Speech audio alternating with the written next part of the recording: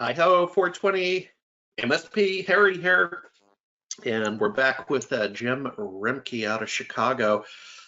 Jim, just quickly for the audience, tell us your company name and the 30-second pitch. What does your company do?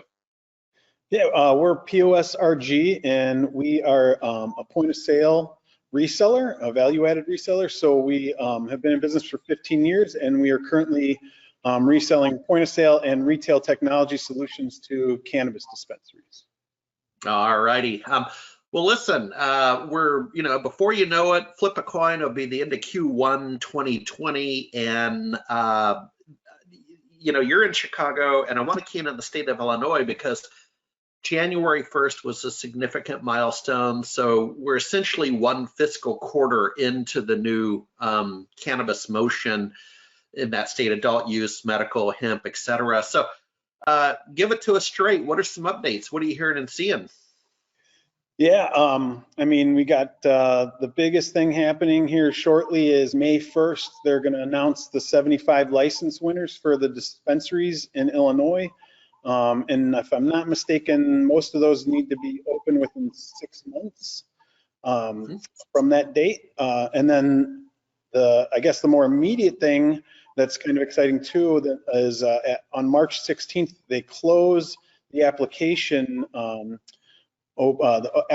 process for craft grows, infusers, and transport licenses in the state of Illinois. So everybody's kind of all over the place doing their things to get their applications in if they haven't already, and then everybody's waiting excitedly to hear what happens on May 1st if they won, a license or not. So yeah, very interesting. So if cannabis in its various forms became legal on New Year's Day in Illinois, then how would someone consume it today? I guess you would have to technically grow your own, right? A few seeds at home?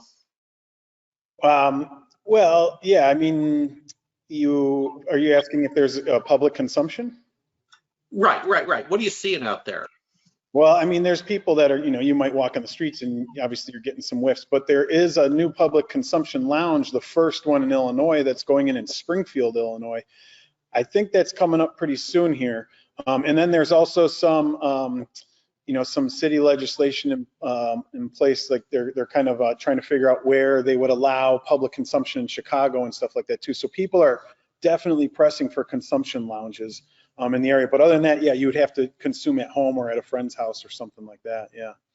Yeah, and what I'm getting at is we're kind of in one of these don't ask, don't tell phases where let's assume for some people to acquire the product from the black market, the Uber driver, well, that would still be an illegal act. But then I'm assuming once they have possession in the four walls, at some level, that's a legal act.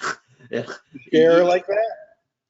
Yeah, I'm not a lawyer, but it just seems like we got a little catch-22 going on here. Yeah, we're definitely coming up on some interesting times, so we'll see what happens.